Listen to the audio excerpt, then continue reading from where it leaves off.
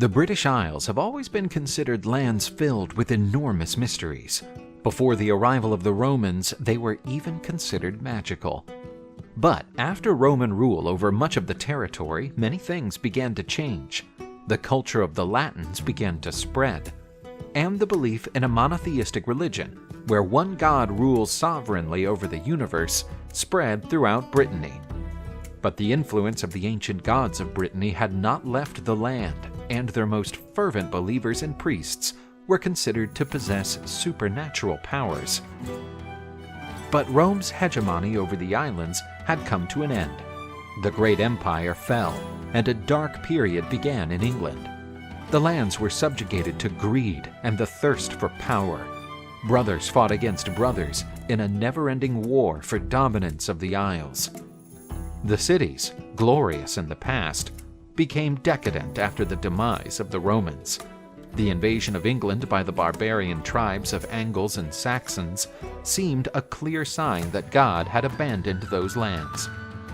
But it had been prophesied that the return of two brothers would again give light to those lands.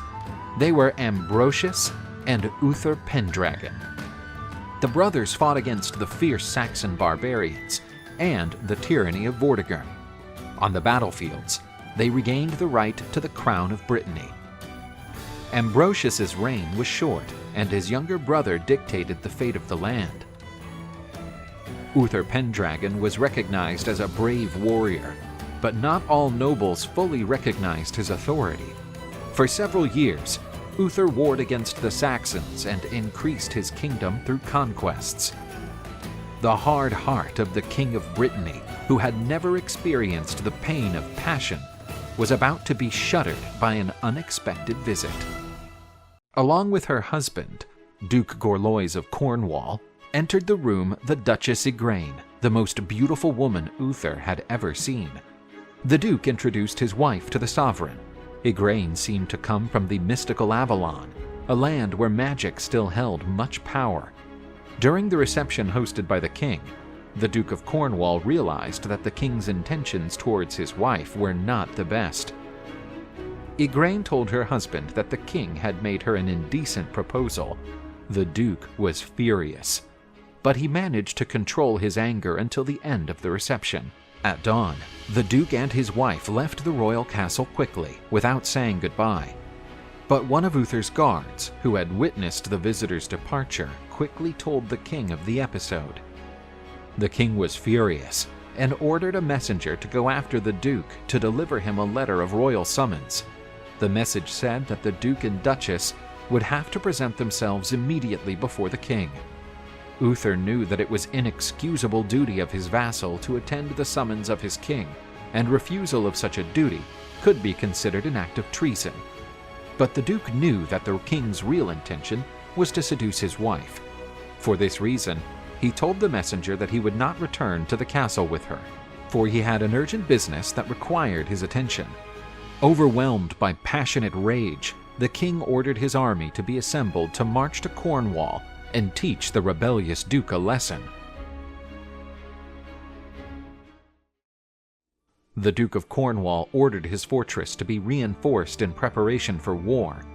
The armies of the Duke and Uther met on the battlefield, but the outcome was inconclusive.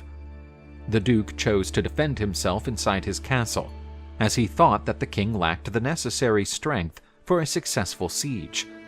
Uther besieged the fortress of Tintagel, where Duke Gorlois and Igraine were taking refuge. The siege had been going on for a long time and did not seem close to an end, as the Duke had managed to accumulate many supplies before the arrival of the royal troops. The king was obsessed with Igraine.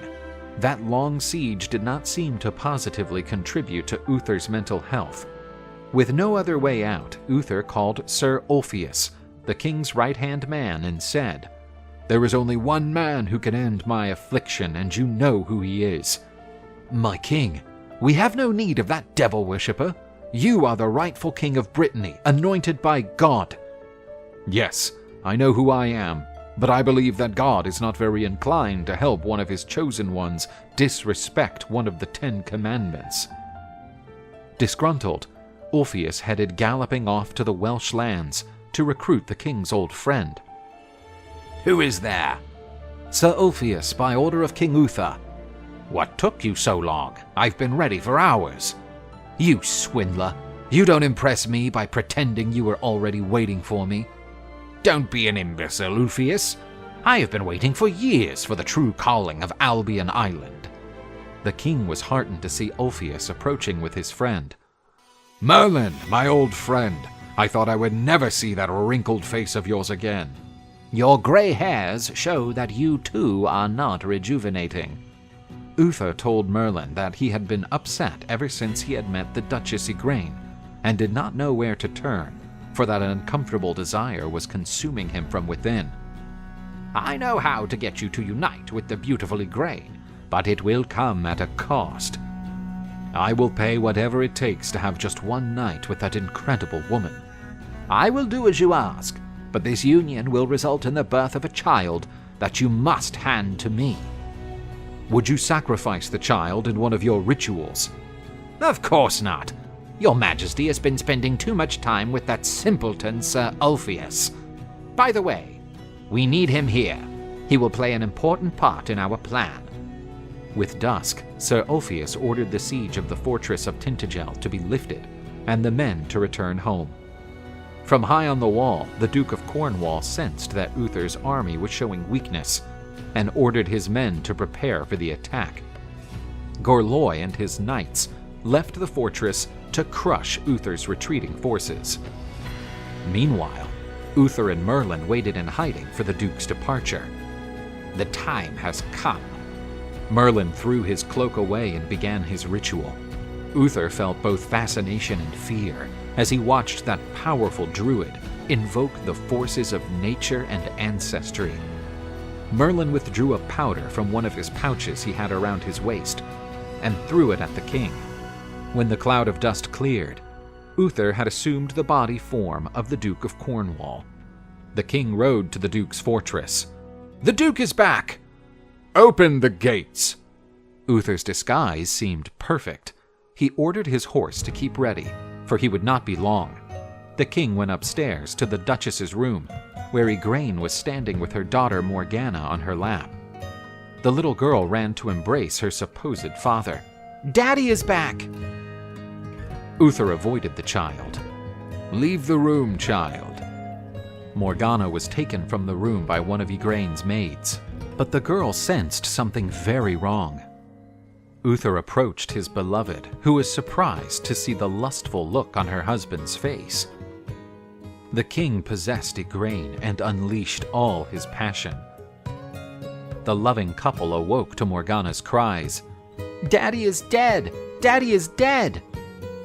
Igraine ran to help her daughter, and Uther took the opportunity to leave the castle. The king left the fortress before dawn, and the Duke's army quickly returned. "Daddy is dead!" "Calm down, my child. It's all right." As the army approached, Igraine saw her husband's body carried by his men. Igraine ran to see what was happening. "My condolences, madam. He died fighting bravely." "But how?" "The retreat of Uther's men was a trap. We were ambushed during the night by hundreds of archers." "That's impossible. He visited me tonight." "Surely it was his spirit, wanting to bid farewell to his beloved." Igraine was comforted by her ladies-in-waiting and led to her room. Uther quickly led his army to the fortress of Tintagel to negotiate terms of peace. The Duchess and her 3 bereaved daughters received the king. Little Morgana stared at Uther with a gaze filled with the purest hatred. "I want to seal a lasting peace between our families. Through marriage, we will form an indissoluble alliance. In this way, your family's rights will be preserved." A few days later, the marriage was celebrated between Uther and Igraine. During their wedding night, she revealed to the king that she was pregnant. "And whose child is this? The Duke's?" "I thought so, but I don't know anymore. He did not visit my room for months. But on the night of his death, I was visited by his spirit." Uther felt relieved to know that his wife's child was his own. The child was born, He was a beautiful, healthy boy. But Merlin soon appeared at Tintagel Castle to fetch what he had been promised. "The time has come, my king. Deliver me the child as promised." Uther snatched the child from the arms of the mother, who tried to resist. "Give me back my boy!" Uther handed the boy to Merlin. "Do not hand your son over to this monster, my lord, I beg you. He is the sole heir to the throne of Brittany." "I made a promise to this man, and the time has come to keep it." "Have you got eyes, Sir Ulfius?" "These eyes have seen dozens of wizards like you end up on the edge of the sword of men of God." "Is that so? Then perhaps you are not as useless as I thought. Come with me. We must secure the future of the islands."